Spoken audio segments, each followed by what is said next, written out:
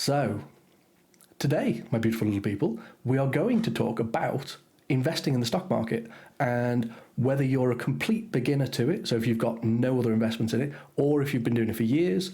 I'm going to kind of talk through the progressions from someone who's just about to get started through to someone who's been doing it for years, because there is a bit of inconsistency when I talk to people about investing in the stock market. If you don't know what you're doing, the advice, not advice, but the guidance most people give is quite different from if you've been doing it for ages. And so I just thought it might be useful to go through all of the different stages so you can kind of see where you might fit and where it might be relevant for you, and you can go from there. So let's jump straight into it.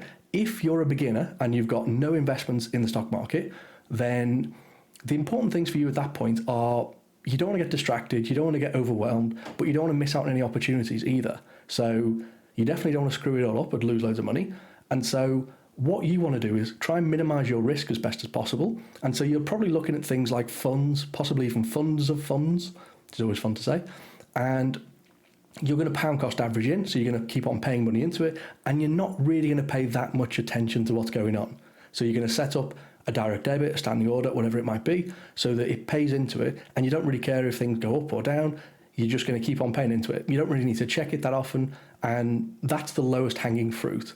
It's a start, not the greatest start in the world, but it's something, and over the long run, you'll probably be better off than if you just left it all in cash, for example.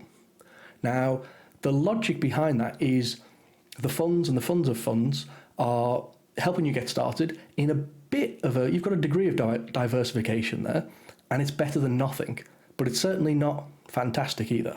So the next stage after that, if you're more of an intermediate, then you've done the above, but now you want to improve the returns you've got. Maybe you've got a little bit of time you can invest in this, but you don't want it to take up all your time either. And so the tactic for someone like you is you're going to try and create your own diversified portfolio, but still using funds.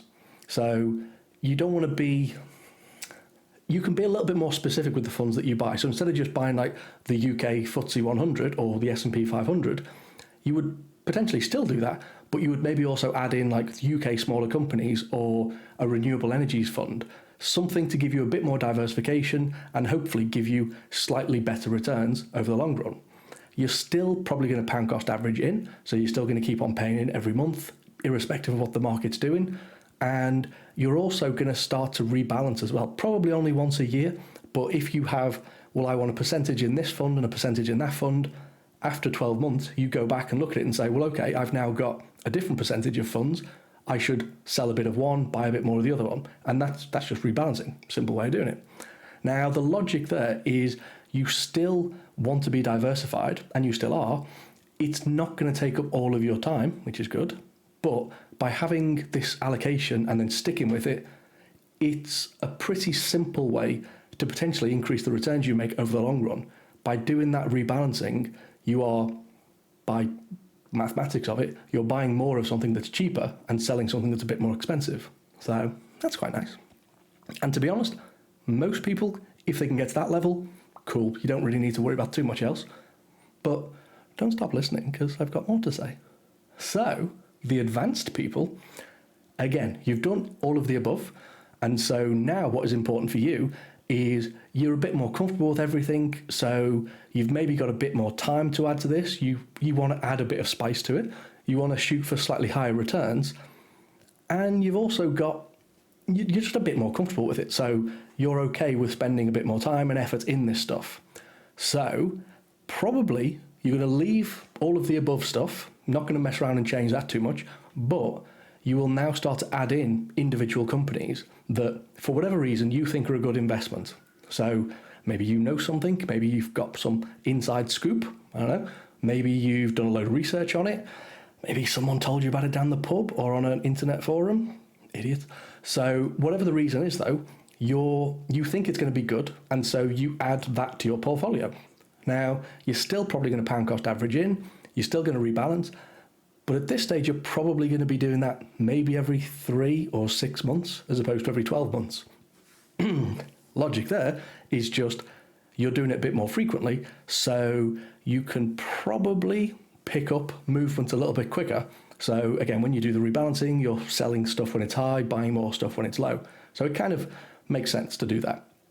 And again, the logic there is by focusing a bit more of your risk, so not going fund of funds, by going specific companies, you're hoping for a corresponding high return level. So it's all about risk reward. If you diversify, then if one company does really well, then yes, you still get to benefit from that, but not as much as if you just own that one company. And so that's what you're trying to do. The downside is if that company fails, if it's part of a FTSE 100, then it's one of 100 companies that fails. If you've invested specifically in that one company, you could potentially lose everything. So risk reward, you've got to balance it up. It might backfire doing this, and that's why, clearly that's not the goal, but that's why it might not be for everybody. Do you see? And then you've got the last one, which is kind of, I didn't really know what to call this one, so I've just called this one God mode, because I was playing a computer game the other day. So again, all of the above you're already doing. So maybe you've got some individual shares now, you've got specific funds that gives you the diversification you want, and you're still looking to improve the performance you can get, and maybe you've got a bit more time and skill to put into this as well. So your tactic, you are going to, what are you going to do? You're going to start trading in and out of your investments. So you're no longer just a buy and hold investor, but when things start to go up, you're actually going to take some profit off the table. And then when things go down, you're going to use the spare cash you've got to buy more of whatever it might be. And again, it might be individual shares, it might be the funds, it might be both of them. So whatever works for you, you'll pick a strategy that works for you. But you may not be, so tends to be after you've been doing this for a while and you've got a bit more time and inclination to be playing with this stuff. So ideally you still are pound cost averaging in, but you might not be. And you don't necessarily have to with this particular tactic, because by selling stuff when it's high, you are recycling that cash and hopefully buying the same thing potentially for less when it drops a few weeks, months later, whatever it might be. So the logic here is by selling high and buying low, you're actually making money from the stock market, as opposed to just waiting for the stock market to generally appreciate and hoping that you've picked the right companies that appreciate more than everything else. So this can seriously amp up the returns that you get from investing in the stock market. And that, I think, is the lot of them. How do you know where you are and where you should be? The more advanced you are, the more time it takes up. And so equally, you'd expect to get a better return the more time you spend on something. Now, with each stage that you progress from, what I'd suggest is you keep a track of what would have happened if you didn't move forward. So let's just say in the first one, you have one big fund of funds, and that's it. Then you move on to stage 2, the intermediate phase, and you start picking up, let's say you've got, 5 different funds that you think are better. What you would do is track that for the next 2-3 years, whatever it might be. And we are talking long time frames, but you would track that and you would see what performance you got each year, and you'd compare that back to that one fund of fund. And so it's not worth continuing on this more advanced tactic if the one that was easier, took less time, and was much simpler for you, if that outperforms, maybe you're just shit at this. So don't do it. Don't waste your time. And you're going to do that at each stage. So it's only if you can show a meaningful outperformance that you bother sticking with the new tactic. And then you move on to the next stage. And if at that point it's like, well, everything else is working well, but now I'm messing around with these shares, it's all gone wrong. Okay, you're not very good at picking individual shares. Don't do that. There's no right or wrong here. It doesn't really matter. It's whatever works for you. And I think that's the important part. So I think the biggest part of it for most people is the time it takes. And so the longer you're doing it, the more confident you get, the more comfortable you get with it, the more experience and track record you've got. Generally speaking, that will translate to better returns. Trying to sprint before you even know how to crawl is usually where people go wrong. And skipping the first stages because they sound a bit boring and low returning, and going straight for, well, I'm going to buy individual shares, I'm going to put all my money into one company because if it works, it'll be great. Probably won't though. It might do. And the annoying thing is it does for a very small percentage of people, and then they never stop banging on about it. So yeah, that's a bit of a pain in the arse. But that, I think, is all of them. Now, there definitely isn't a right or wrong answer. Pick something that works for you. Pick something that works for the time frames that you've got and the time availability you've got. For most people, if they can get to the intermediate level, you're probably going to be better off staying there and then concentrating on whatever it is you do, working for somebody else or working for yourself, and focusing more on that so you can put more money into it at the front end and just letting the stock market do its thing.